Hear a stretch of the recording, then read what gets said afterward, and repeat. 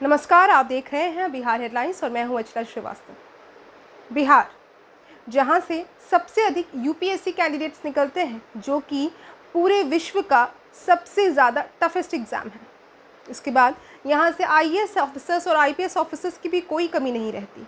लेकिन यहाँ की पॉलिटिक्स इतनी मज़ेदार है कि यहाँ के शिक्षकों और शिक्षा को बिल्कुल बदहाल करके रखा हुआ है। और ऐसा ही कुछ मंजर आज सामने आया जब ट्विटर पर ट्रेंड करने लगा #BSTET19 रिजल्ट्स एंड ज्वाइनिंग।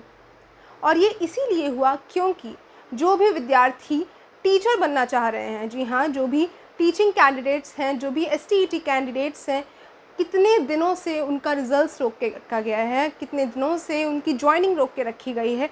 और ऐसे में कई सारे ऐसे शिक्षक हैं जो कि बदहाल रूप से केवल ट्विटर को ही अपना सहारा बना रहे हैं, ट्विटर पर ही अपनी मांग कर रहे हैं सरकार से कि आखिरकार कब तक उनका रिज़ल्ट आएगा, उनका BSTET का रिज़ल्ट आएगा, जिससे कि वो बिहार में बच्चों को अच्छी शिक्षा दे पाएंगे।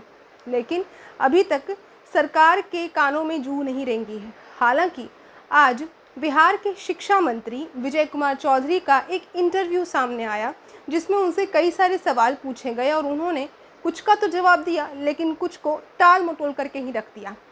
सबसे पहले तो उनसे ये सवाल किया गया कि छठी और 7वीं फेज़ का जो बहाली है वो किस तरीके से किया जाएगा, कितने दिनों में किया जाएगा, किस तरीके से जो कैंडिडेट्स हैं वो संभावना में रहें, वो किस तरीके से श्योरिटी में रहें कि आखिरकार उन्हें वो ज्वाइनिंग मिलेगी या नहीं मिलेगी।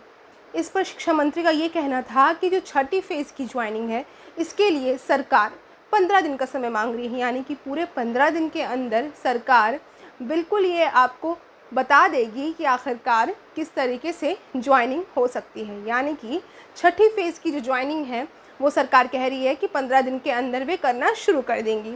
लेकिन ये जो बयान है ये कई दिनों से चला आ रहा है और सरकार का ये 15 दिन ख़त्म ही नहीं हो रहा है।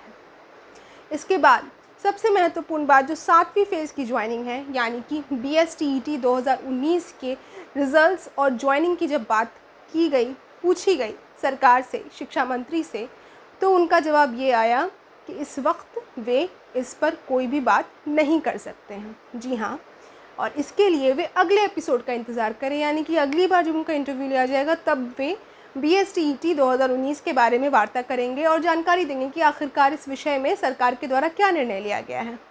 ऐसे में तो शिक्षकों का हाल वैसे ही बदहाल है और इस तरीके का गैर जिम्मेदाराना रवैया देखा जाएगा अगर सरकार के द्वारा, तो ये बिल्कुल भी असहनीय है।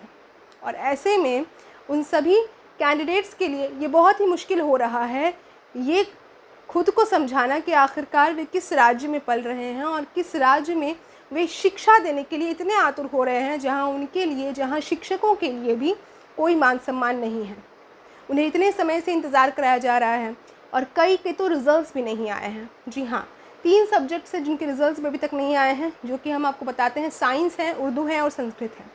जो भी कैंडिडेट्स STET के हैं जो कि इन तीनों सब्जेक्ट से दे रहे थे अपने एग्ज़ाम्स, उनके अभी तक रिज़ल्ट्स भी नहीं आए हैं। और ऐसा कहना है अधिकारियों का कि कोविड के कारण ऐसी जो प्रक्रिया है एग्ज़ाम्स में पेपर्स चेक करने की, वो नहीं पूरी हो पाई।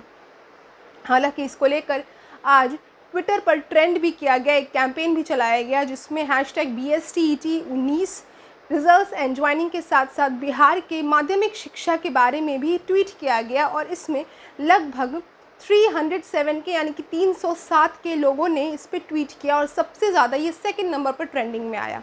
जिसके बाद से ही कई सारे वेरीफाइड अकाउंट्स के द्वारा भी, जी हाँ, वेरीफाइड ब्लू टिक वाले ट्विटर अकाउंट्स के द्वारा भी ये ट्वीट किए गए इस मुद्दे पर। लेकिन ये आशा की जा रही है कि अगले 15 दिन के अंदर या फिर अगले इंटरव्यू में हमारे शिक्षा मंत्री के द्वारा BSTET 2019 के बारे में कोई ना कोई निर्णय ज़रूर लिया जाएगा। तो आगे इसी तरीके की जानकारी के लिए बने रहिए बिहार हेडलाइंस के साथ।